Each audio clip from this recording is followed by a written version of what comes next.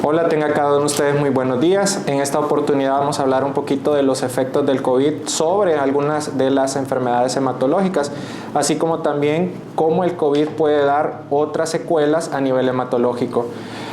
Una de las preguntas que normalmente nos hacen es, ¿el COVID nos puede dar algunas secuelas hematológicas? Pues la respuesta es sí. Cuando una persona se enferma de COVID-19 puede desarrollar diferentes características o diferentes secuelas hematológicas. Aunque este porcentaje es muy poquito, sí lo pueden llegar a presentar. Una de esas entidades que es muy frecuentemente vista es la presencia de linfopenia. Dentro de nuestra sangre vamos a tener unas estructuras o unas células que se llaman linfocitos. Cuando una persona se enferma de COVID, regularmente estos linfocitos son afectados y van disminuyendo. Por lo tanto, una de las partes de las células que nos defienden disminuye, que ese término se le conoce como linfopenia.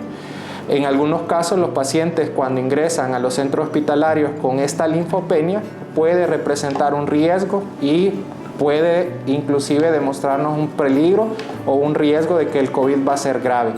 Otra de las complicaciones o secuelas que se desarrollan después de haber desarrollado el COVID o durante el COVID son cuadros de anemia. La anemia en el paciente posterior a una infección por COVID puede ser de diferentes tipos. Una es una anemia de las enfermedades crónicas, en la cual finalmente, debido a un proceso inflamatorio en el que juega el rol fundamental la hepcidina, los pacientes pueden desarrollar una anemia de las enfermedades crónicas. Otro tipo de anemia que pueden desarrollar también los pacientes son anemias hemolíticas. Regularmente estas son de características autoinmunes. Una vez el virus ha infectado nuestras células, nuestro cuerpo monta una respuesta inmunológica y en algún momento nuestro sistema inmunológico puede tener una desregulación y empezar a atacar a células de la sangre, dentro de estas los glóbulos rojos. Ese fenómeno se conoce como anemia hemolítica autoinmune. También es poco frecuente, pero también la podemos encontrar en pacientes con COVID-19 o después de haber desarrollado COVID. Otra entidad muy frecuentemente asociada son las trombocitopenias inmunes inmunológicas. ¿Qué es lo que ocurre en este caso? Muy parecido como la anemia hemolítica autoinmune. En este tipo de situaciones, ¿verdad?, desarrollan anticuerpos contra las plaquetas, las cuales se van destruyendo y aparece ese tipo de entidades. Eso prácticamente es parte de las características que vamos a tener o de los problemas hematológicos. Y no olvidemos que los pacientes con COVID van a tener un alto riesgo de manifestaciones trombóticas. ¿Qué quiere decir? Trombosis, que pueden ser a nivel cerebral, a nivel cardíaco o a nivel de trombosis venosas periféricas.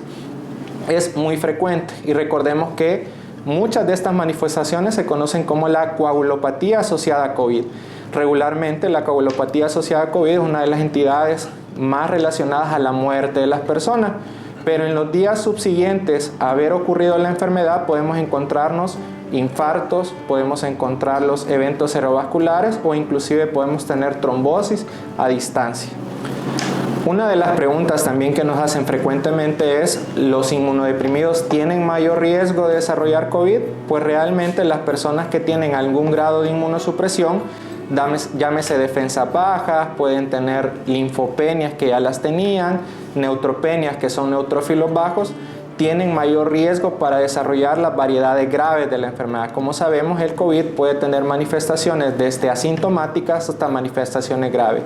Los pacientes que se encuentran inmunosuprimidos, que no solamente son aquellos que tienen las defensas bajas, los neutrófilos bajos, los linfocitos bajos, sino aquellos también como personas diabéticas, personas hipertensas, personas que se encuentran en tratamiento con algún tipo de cáncer, personas que tienen alguna enfermedad inmunológica o inclusive aquellos que se encuentran con tratamiento con esteroides, son personas que entran dentro del grupo de los inmunosuprimidos. Este grupo de pacientes tienen un alto riesgo de desarrollar complicaciones graves asociadas al COVID. Recordemos que el sistema inmunológico o el sistema de defensa no va a tener la capacidad tan fácilmente de combatir el virus y por lo tanto tienen mayor riesgo y progresión hacia las formas o las variedades graves. Por lo tanto, recordemos que son grupos poblacionales de riesgo y por lo tanto son personas que tenemos que cuidar de forma importante para evitar el contacto con personas asintomáticas de COVID en esta población.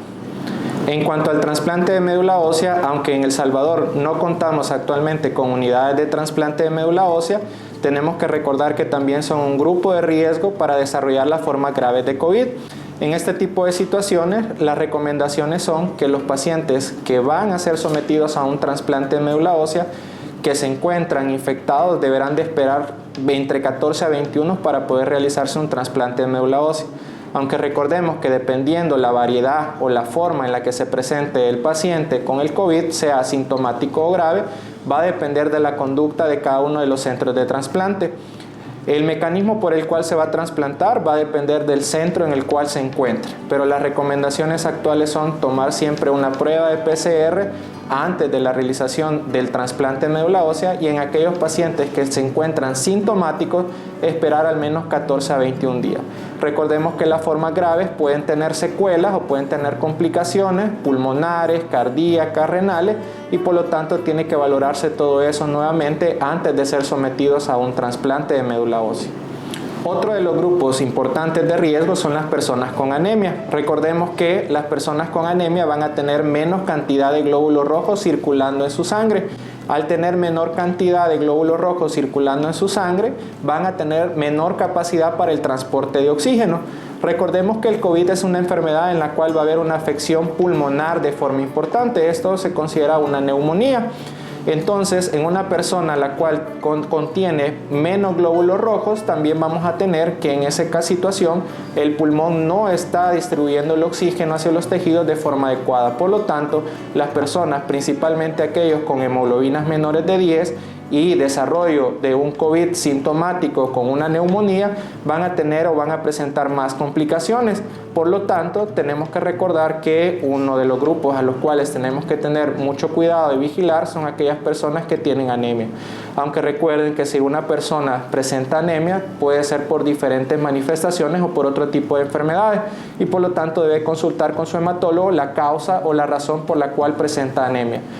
Los grupos o las personas que son conocidas con algunas enfermedades hematológicas que cursan con anemia, pues son un grupo también de riesgo para complicaciones asociadas a COVID. Por lo tanto, siempre deben ser o llevar una vigilancia estricta, y obviamente tienen que llevar los cuidados y todas las medidas en casa para evitar el contagio por COVID-19.